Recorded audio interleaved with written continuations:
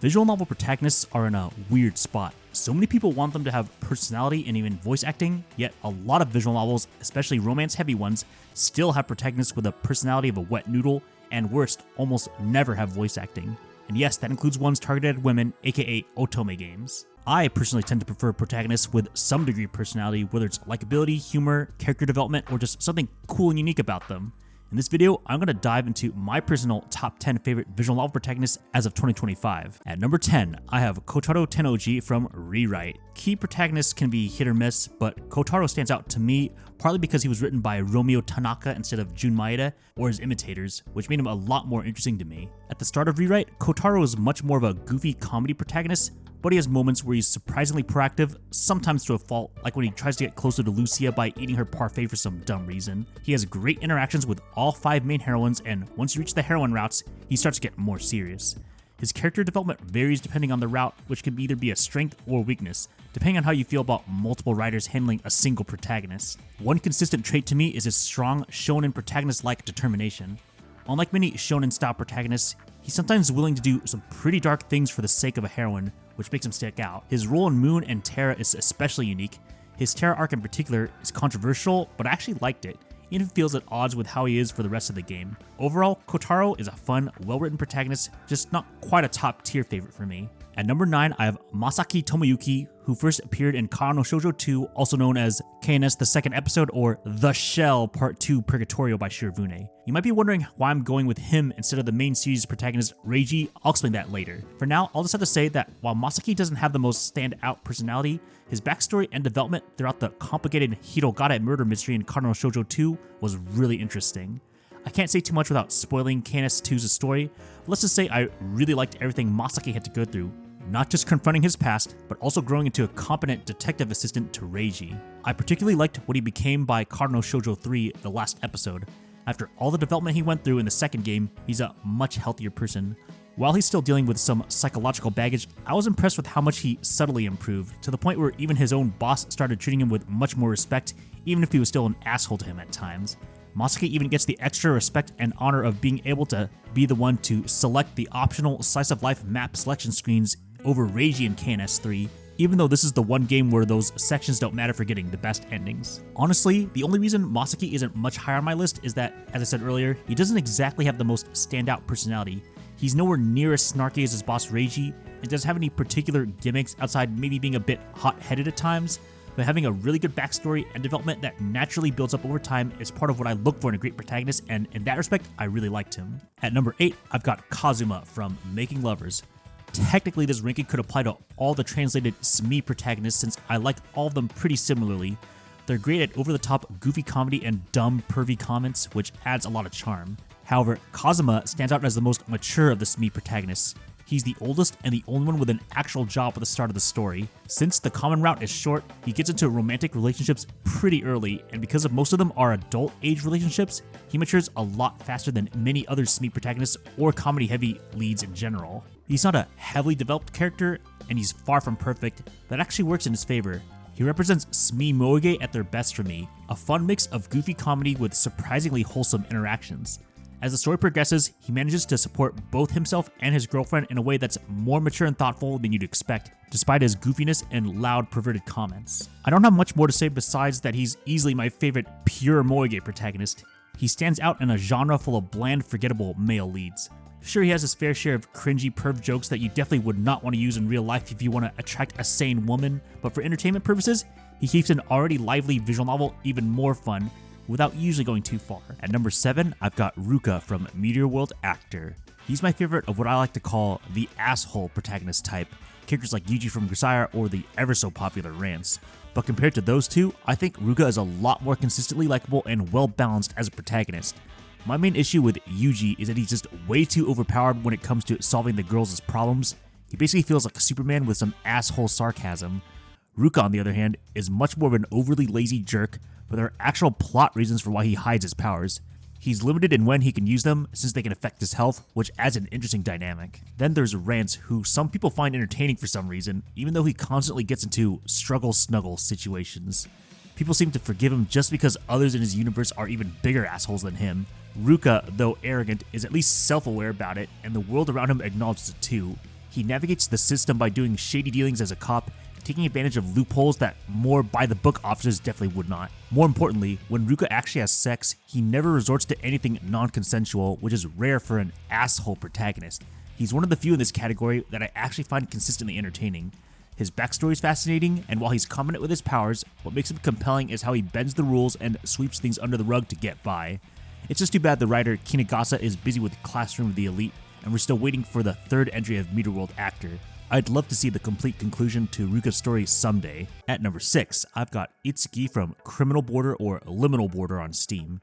As of now, only 3 out of the 4 in this episodic series is translated, but unless the final episode somehow ruins his character, doubtful, he can't be anything less than top 10 for me. I've been incredibly impressed with how they've handled him. He starts off as a typical loser nerd protagonist stuck in a weird toxic friendship with his childhood friend. When he accidentally creates a terribly made AMV that causes horniness, his first thought is to use it on her to force himself on her. He does back off, even when it actually works, but it's still a pretty messed up moment. Instead of getting cancelled like he probably should have, he ends up going on a fascinating journey of character development.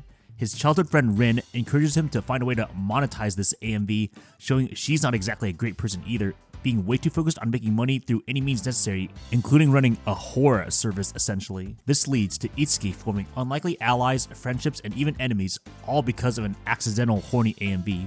Through these relationships, he grows as a person, but in more of an anti-hero-like way. He still wants to protect the people he cares about, but he's also willing to jump into the business of monetizing this AMV, cutting shady deals, and even handling some darker matters himself to protect those close to him. When the Mafia gets involved, he's willing to go even deeper into darker territory while continuing to develop in a surprisingly nuanced way. His character arc has been so unexpectedly strong that I seriously considered putting him in my top 5, especially after some of the stuff he does in Third Offense. This just goes to show how much I've come to respect him, but also how much I love the top 5 on my list. Speaking of which, at number 5, I've got Tomoe Kirinokojima from Bokuten, Why I Became an Angel. Now we're in the group of characters where, on any given day, these could easily be my number 1 favorite protagonist, so ranking them from worst to best was incredibly tough. Similar to Itsuki, Tomoe starts off as a very flawed character but gets incredibly good character development as the visual novel goes on. Unlike Itsuki, who's more of an incredibly pathetic protagonist willing to consider raping his childhood friend at first, Tomoe is more incredibly depressed at first due to a traumatic event from his childhood. He has incredibly negative, nihilistic thoughts on the aspect of love specifically. However, it's through his development and relationship with Ange, a love angel, that things start to change. He gets a job of sorts to potentially resolve people's love and relationship issues by shooting a love arrow through their heart, causing them to be more open with their feelings towards the person they have affection for. These incredibly difficult choices eventually lead to heroine routes, where Tomoe gets surprisingly good character development in all 4 of them, slowly getting out of his depressive slump. But it's his development in the true route that easily raises him up to the top 5 slot for me. The ending, while bittersweet, is incredibly fitting for his journey that he's been through, especially with his relationship with Aine. This is one of many reasons why Bokuten is a top 10 visual novel contender for me. Tomoe's character arc is particularly compelling because he doesn't just change in one set way. Depending on the route and the choices made, we see different facets of his personality emerge and develop. This makes him more human and relatable, as real people often change based on their experiences and relationships. At number 4, I have Yamato from Machikoi Love Me Seriously. Since the original Machikoi is my all-time favorite visual novel, it might be surprising to see its main protagonist ranked this low, but I'll get into why he's not in the top 3 in a bit. The main appeal of Yamato, especially compared to other slice-of-life heavy protags, is that he actually has a personality and is competent, not in the typical overly physical, powerful way like Yuji from Grisaya, Shiro from Fate Stay Night, or Kageyaki from Muramasa. Instead, Yamato prides himself on being a tactical genius. He's clearly inspired by late 2000s Battle of Wits protagonists like Light Yagami from Death Note or Lelouch from Code Geass, but with a much stronger moral compass. That said, Yamato is still willing to get into morally gray areas to win battles, manipulating people through white lies, bribery, and bluffs. This alone gives him a great role, even though he's nowhere near as powerful as the warrior waifus in this series. Yamato is also thankfully quite proactive, even in the later Machikoi games. Unfortunately, his intellect is incredibly underutilized in the Machikoi A fan discs. He still does what he can for the girl of his choice, whether it's becoming a high-ranking battle butler for Manchiro Kuki, helping Takai get back into fighting form, or assisting Benkei in her duels. In general, Yamato is also just surprisingly really funny, capable of some well-timed trolling, especially when messing with characters like Chris, who react strongly to it. Sadly, there are a few reasons why Yamato doesn't quite make my top 3 anymore, The biggest issue I have with him is alluded to earlier. His battle of wits moments became less and less relevant as the series went on. By Majikoi A, I can't even think of a single instance where he had a notable strategic moment. Instead, he just becomes a simp for the heroine of the route. Another consistent flaw across the series is Yamato's occasional tendency to engage in some struggle-snuggle graping. Thankfully, this only happens in a few routes out of the over 30 throughout the whole series, and the game usually plays it off, but it's still enough of an issue where I think Yamato only really works romantically with a girl on his perverted level or just a fellow low-key sexual predator like Miyako. At number 3, I have Natsuka from Lilia Natsuka Painting Lies. This is the only female protagonist on this list, as it's the only Yuri visual novel I've ever completed. The other visual novels with female protagonists I've read were fine, but nowhere near as memorable as her. Natsuka represents a type of heroine I theoretically really like, but rarely see executed well, the overly optimistic Pollyanna type. Overly optimistic characters tend to either be too weird, too over the top, or just used for dumb jokes. Not Natsuka. Her enthusiasm is wholesome, genuine, and fits the story incredibly well. As Lilia calls her, she's the eyes and legs of their partnership, making her a great foil to Lilia's artistic talent. While Lilia can paint what people want based on the information given to her, she doesn't currently have the ability to create the proper magic or soul in the painting to her to really make it stand out to her clients. That's where Natsuka comes in. Her genuine enthusiasm for learning about the clients' past and relationships gives her the opportunity to give Lilia the extra details she needs to add that emotional impact to her drawings. Natsuka's positive, upbeat attitude feels natural and not exaggerated. There's some humor in how she's written, but it's pretty tame and fits the wholesome interaction she has with Lilia. But what really makes Natsuka stick out is the surprising amount of backstory and development she gets on later in the story. Without getting into spoilers, she and Lilia turn out to be much more emotionally dependent on each other than expected, making their relationship even more meaningful as it unfolds. Between all the lesbian drama, helping out various heroines, her wholesome relationship with her boss and best friend Lilia, and just her genuinely charming, upbeat personality that never feels too saccharine, Natsuka is easily the best female visual novel protagonist I've enjoyed to date, possibly even surpassing any female protagonist I've seen in any other media. At number 2, I have Junnosuke Tachibana from the Nukatashi series. If this were just based on Nukatashi 1, he'd probably still be on the list, but quite a bit lower.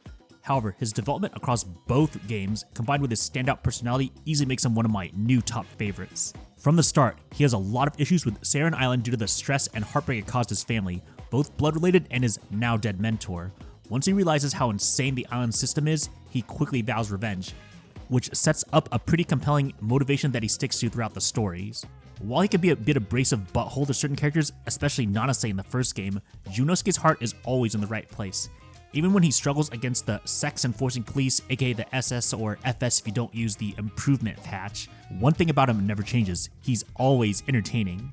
Whether it's his constant comments about being a proud virgin, jokes about his inability to properly get erect, savage banter with his friends, or the fact that he literally fights with a metal dildo as a sword, he's just consistently hilarious. If that were all there was to him, he'd be a pretty fun protagonist, but not necessarily an all-time favorite. What elevates him for me is the character development he gets. In the original Nukatashi, without getting into spoilers, he eventually realizes how short-sighted his original goal was and starts to take a more nuanced approach to Seirin Island and its true villains. This is even more pronounced in Nukatashi 2. While he retains his goofy humor, Junnosuke feels like a completely different person when it comes to the series' emotional moments. He's much more emotionally mature, proving himself to be a surprisingly natural leader, to the point where he can properly ally with the Big Three in a ridiculous alternate world isekai premise. But most importantly, he's become a true ally of minorities, engaging even with the LGBT issues of Seirin Island, on top of the already deep, nuanced themes about the sex-centric culture covered in Nukatashi 1. Junnosuke is everything I want in a comedy-heavy protagonist who still has a real story and character development. He might seem simple-minded and abrasive on the surface, but his growth, constant hilarity, and ability to fight, both literally and figuratively, against the sex warriors of Seirin Island makes him the perfect fit as the protagonist of Nukatashi 1 and 2. My number 1 favorite visual novel protagonist as of this video is Kenichi from Shara no Kuni. This was a really tough decision since, as said earlier, anyone in my top 5 could take the number 1 spot if I debated with myself enough, but over the 15 years I've been reading visual novels, very few have managed to surpass Kenichi as my go-to answer for number 1. Kenichi is, in a way, the best of all worlds, combining almost all the positives I've highlighted about the others in my top 5. He's highly competent both physically and in terms of keeping secret weapons up his sleeve for certain plot twists and mind games, but he's not overpowered. He's constantly challenged by an even more competent villain, his boss, Hozaki. Kenichi has a naturally goofy, weird troll personality, yet ultimately a good person. His backstory is genuinely compelling and leads to strong plot and character development in the present. But most importantly, I love how Kenichi handles my favorite aspect of Shar no Kuni's story, helping the main heroines overcome their psychological struggles. Each of them suffers from deeply relatable issues that anyone could go through, but in the world of Shar no Kuni, their mistakes are punished far more harshly than they would be in real life. Due to this dystopian society's strict system of reforming even mildly bad individuals, they're given obligations that severely restrict their daily lives. Kenichi does his best to help them, often taking extreme measures when necessary. Sure, he starts with some slice-of-life interactions to get to know them better and for some good laughs, but once the serious drama kicks in, it's really good. A lot of that comes with how well-balanced Kenichi's competence is. He's capable, but never unrealistically flawless. Ultimately, he's almost like a psychologist for the heroines. He gives them great hints, physically helps them when needed, but never magically solves everything for them. He makes sure that they take the final steps on their own. His methods and execution might not always be perfect, but the results are undeniably satisfying in terms of character growth and plot progression. While I wasn't the biggest fan of how chapters 4 and 5 played out compared to the first 3, Kenichi was the one thing that kept me fully invested in those. There's a certain plot twist in chapter 5 specifically that really got me, and a lot of that was thanks to Kenichi's competence and likability. Kenichi might not be a perfect person, but to me he's basically the perfect protagonist. He's consistently likable and entertaining while also driving character development, not just for others, but for himself as well. I literally cannot think of any major flaws that bring him down like the others in my top 5, and that's why he's my #1 favorite visual novel protagonist. If you made it this far in the video, you might be wondering, where the heck is X popular protagonist? Well, I'm going to use this section to briefly talk about why I think certain well-loved protagonists are overrated in my mind. Kageyaki from Muramasa has some nice introspection here and there, but I find him way more boring compared to how people make him out to be, and he has a lot more cringe moments than he should. Reiji from Kara no Shoujo is a decently mature and competent protagonist for a mystery story, but his willingness to sleep with so many characters, including high schoolers, despite being almost 30 years old, especially one high schooler being series plot relevant, is seriously concerning. Shiro from Fate Stay Night has his moments, but his overly reckless, stupid, obnoxious white knight attitude really drags him down for me. Okabe's Hohoen Kyoma persona from Steins Gate is hit or miss in me in terms of comedy, and when things get serious, I feel like he's too much of a reactive protagonist. His personality just shifts based on the situation rather than being consistently interesting on his own. Battler from Umineko is too simple-minded in the question arcs, and I really don't like the direction his character takes in the answer arcs. Yuji from Grisaya has his moments, but I don't like how he's a bit too much of an asshole in supposedly humorous moments for him. He's also just way too overpowered, basically becoming Superman when it comes to solving the girls' problems.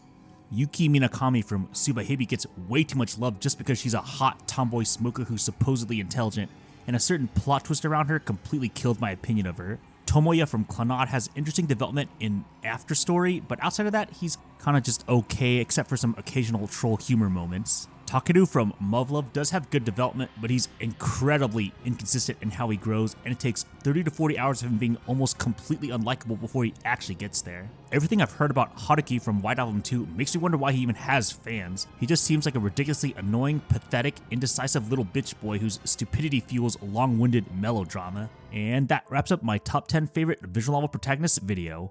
Finding truly great protagonists, let alone very good ones, is tough. So I'm happy to have found 10 that I really enjoy, especially compared to a lot of the popular ones I just talked about. If you have any thoughts on the protagonists I chose for my top 10, the ones I called overrated, or if you just want to share your own favorite visual novel protagonists, feel free to leave a comment below.